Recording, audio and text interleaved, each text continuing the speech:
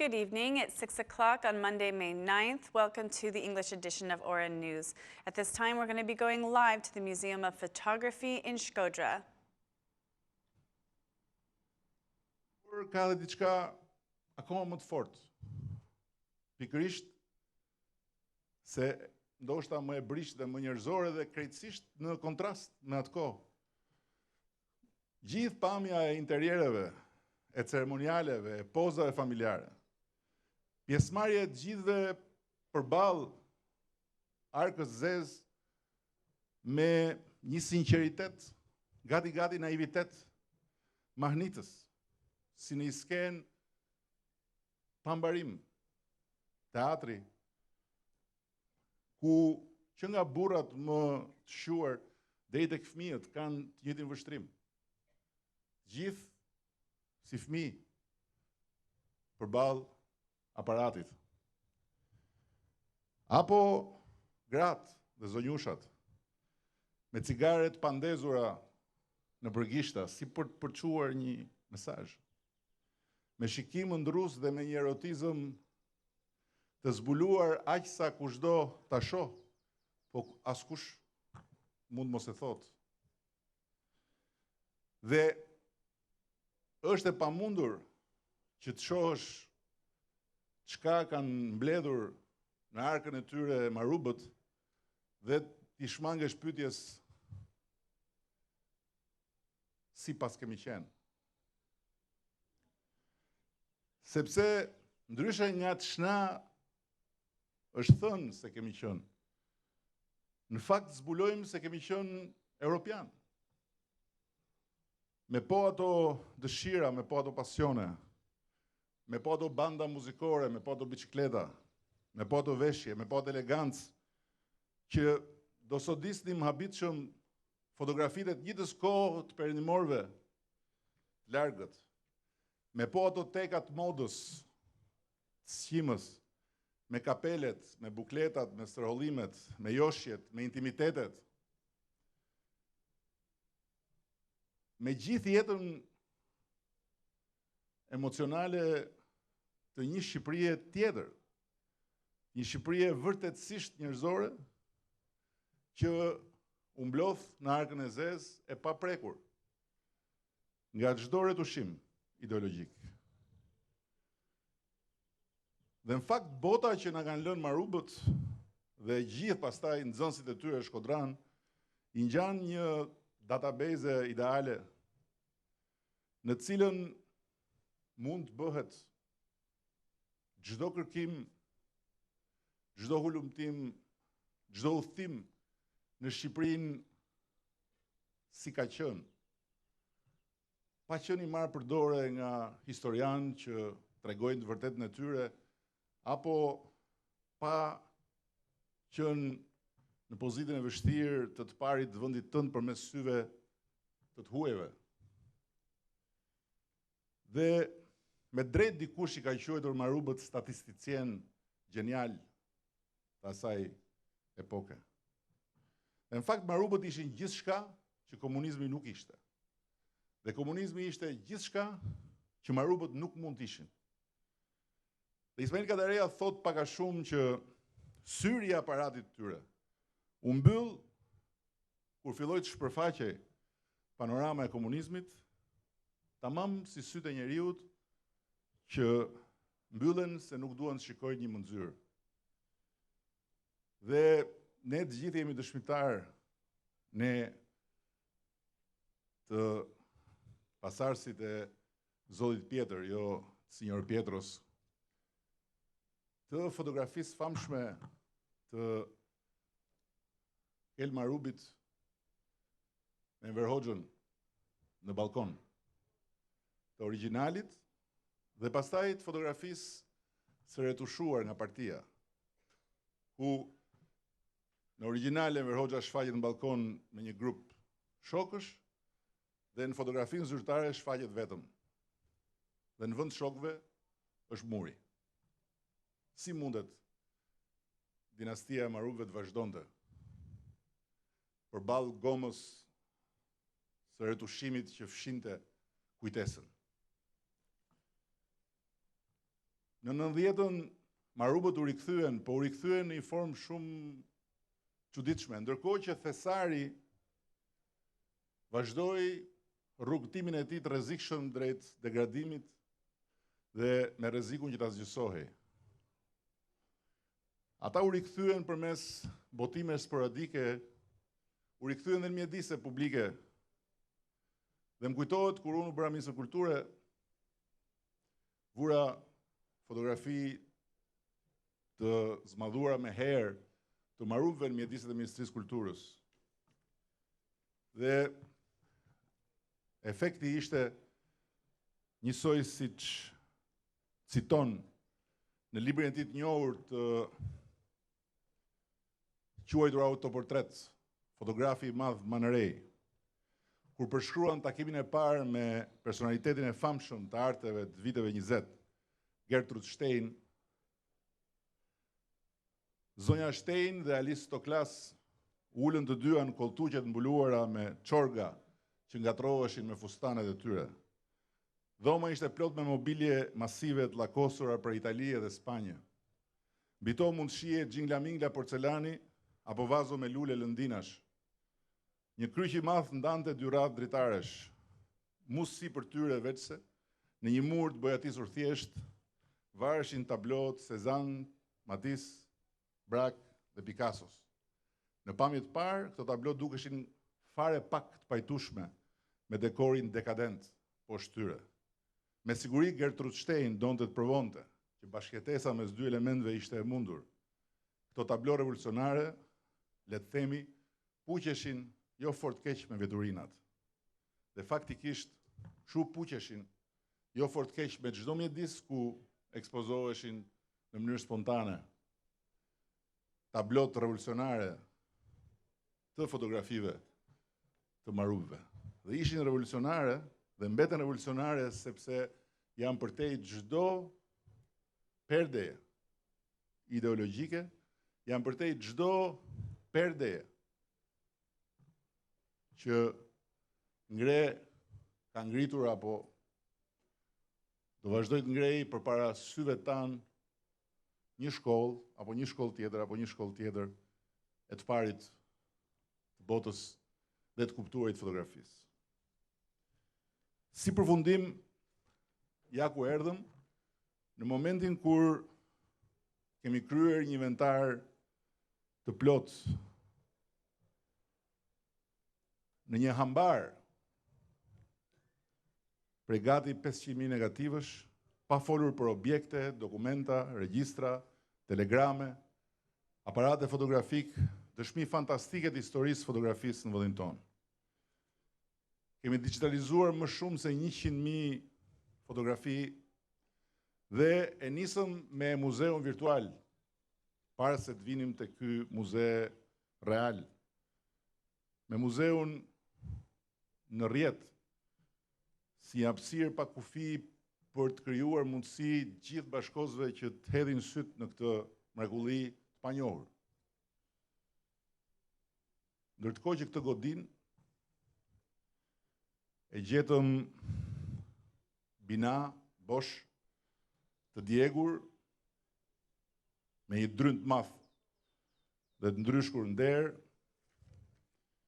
dhe me një obor pas që ishte i mbushur me ferra, ndërkohë që një pjesë e oborit, siç ndodh rëndom, ishte tokë e xanun, mund mes Shkodrës, dhe në nënhundën e të gjithëve, në një godin të blerë nga shteti.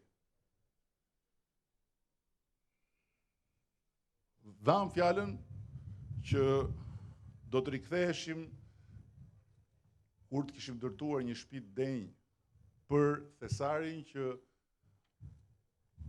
vazhdonte të përpëlitej dhe që në fakt sot është i shpëtuar fal një grushti njerëzish. Një grushti njerëzish emrat e cilëve mund mos merren vesh kurrë, por që janë po kaq të rëndësishëm sa të gjithë personazhet e botës së marruvëve, sepse janë nga ky qytet, gra, burra, vajza, djem, që pavarësisht se s'kishin asnjë mbështetje dhe asnjë mundësi reale, e shpëtuan thesarin nga lagështira, nga plurat, nga asgjësimi. Dhe nga ana tjetër, kjo punë është një punë e përbashkët, një bashkim forcash mes shumë partnerëve. Ministra përmendi njërin për partnerëve, unë do shtoja Bashkimin Evropian, sepse përmes fondeve IPA, Fondi Shqiptar i Zhvillimit u bë kontributor kryesor në këtë përpjekje. Do shtoja qeverinë zvicerane, do shtoja PNUD-in dhe patjetër do rinënvizoja se gjitha këto forcat bashkuara nuk do të kishin bërë dot asgjë nëse nuk do ishte ai grush njerëzish që e mbajti në zemër dhe në krah me mishe me shpirt, me shumë sakrifica, përmes shumë pengesash, thesarin për ta sjellë deri këtu. Marubët ishin pionierë, kishin një vokacion për të qenë të parët.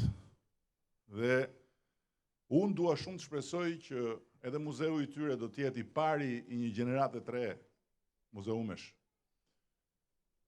Shumë shpejt ne do të inaugurojmë një tjetër muzeum të ri, muzeumin e artit mesetar në Korçë, për një tjetër thesar që njësoj si thesari i Marubëve u braktis dhe u la në mëshirën e fatit, dhe të cilin ne kemi rivënë kontroll dhe besoj që do ta ekspozojmë në kushtet më të mira evropiane. Ashtu si kundër edhe muzeu i rihapur i arkeologjisë në Durrës është një shembull. Të tjera ide do të çojmë përpara dhe gjithmonë me dëshirën që të mos dukemi keq në sytë e atyre për cilët ndërtohen muzeumet. Jo në sytë e atyre që i vizitojnë, por në sytë e atyre që janë arsyeja. Dhe besoj që sot Zoti Pjetër, i biri i tij në dritë Kel Marubi, Gega, i fundit i dinastisë që u largua nga kjo botë me hidhërimin e thesarit humbur,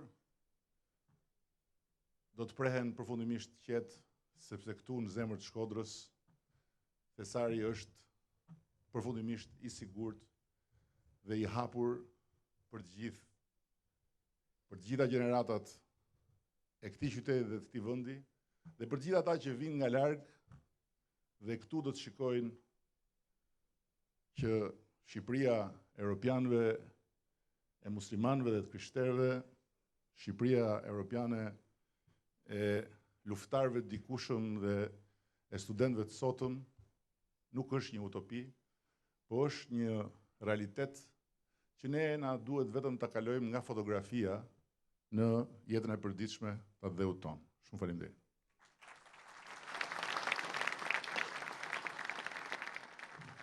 Faleminderit, zoti kryeministër. Përpara se sa ftoj për vizitën në udhërfyesin e këtij muzeu, zotit Luçan Bedeni, që është drejtori. Welcome and thank you for joining us for the English edition of Aura News, where we bring you today's top stories translated into English every weeknight. The Ad Hoc Commission for Justice Reform has adopted the final draft of amendments in principle after more than 17 months of discussions.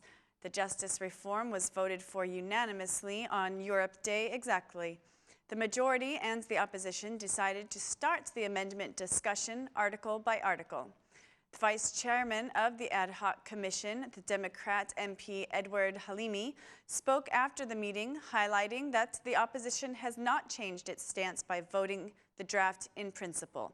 The opposition voted in favor of starting the discussion of amendments article by article tomorrow. Our vote in favor of discussing the amendments should not be interpreted as if we are in favor of the political issues which have not been treated by Euralius and Optat experts. The core of the reform is the fight against corruption in the justice system, removal of corrupt judges and prosecutors, and the investigation of corrupt officials, said the vice chairman of the commission. Also, the chairman of the ad hoc commission declared that the adoption of the draft principles paves the way for the discussion of the articles and later the review of the draft in the plenary session. The party should now find consensus on two fundamental issues: the appointments for the judiciary and prevention of corporatism in the justice system. There is no deadline to end the discussion about the amendments, but there is an agenda for discussing the chapters. The Ad Hoc Commission for Justice Reform will start discussion of the integration chapter first. The second chapter is related to the Constitutional Court, the Judiciary chapter third, the New Justice Institutions fourth, and the Prosecution chapter last. The U.S. Embassy and the EU Ambassador reacted to the principal adoption of the Justice Reform's final draft. The United States Embassy welcomes the decision by the Ad Hoc Committee on Judicial Reform of accepting, in principle, the final draft of the constitutional changes prepared according to the recommendations of the Venice Commission final opinion. The unanimous support for this decision should give the Albanian people hope that their political leaders are now committed to the passing of this reform. Unanimous support is unusual in Albania, and we commend the Ad Hoc Committee for this important step forward in the judicial reform, says the U.S. Embassy in its reaction.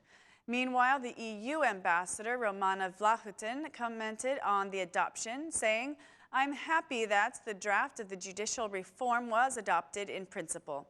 Adoption is a good thing, but the work has not yet finished. There is still a lot of work to be done, but this is a turning point.